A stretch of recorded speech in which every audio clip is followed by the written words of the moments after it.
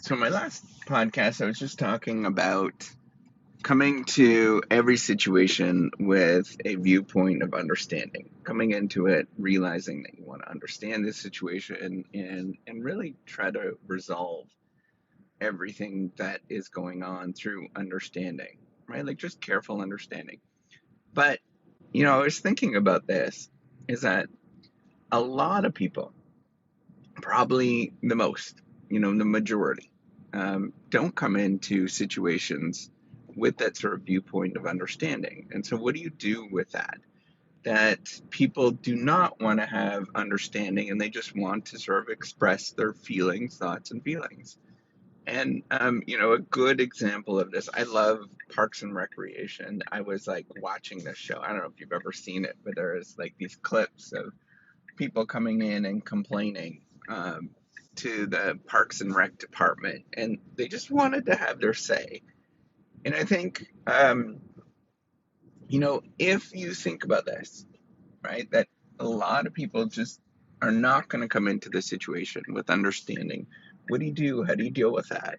And I think, frankly, just let them have their say.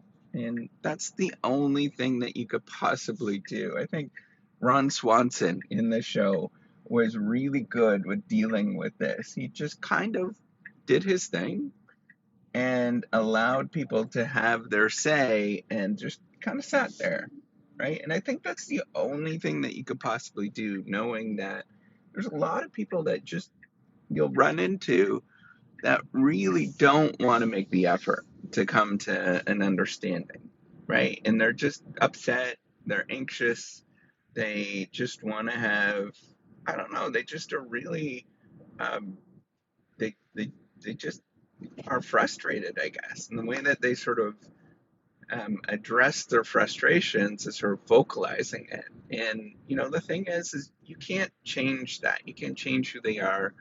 And the only thing that you could do is just allow them to have their say, um, and then that's it, right? There's very little that can be done often when people are wanting to just have their say with the situation at hand. Because there's a lot of things in this world.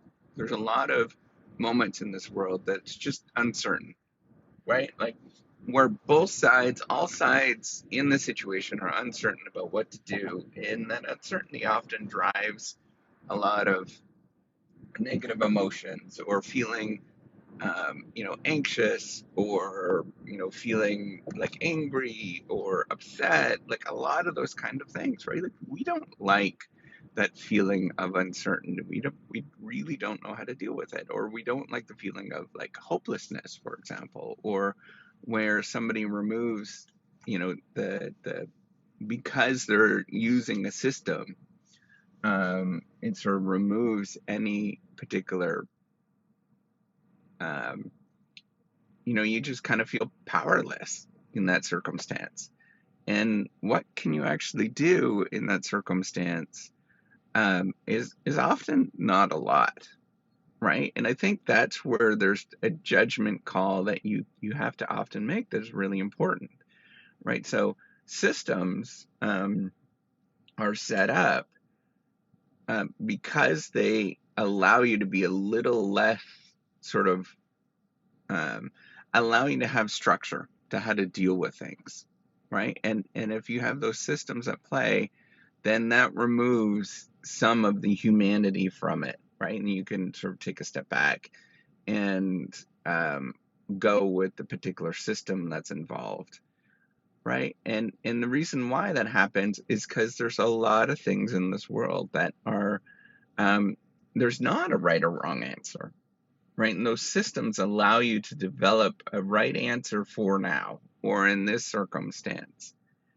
And with that right answer in this particular circumstance allows you to kind of move forward with it.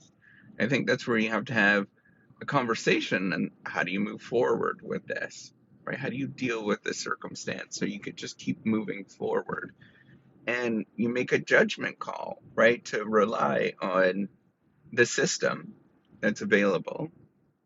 Um, or you sort of step in with some humanity and you sort of say, is this system functioning well in this particular circumstance? And most of the time, the systems are designed in such a way, or a good system is designed in such a way that most times it should work pretty effectively. But under rare circumstances, right? So 5% of the situation is probably even too high, like a 1% of every situation that is encountered.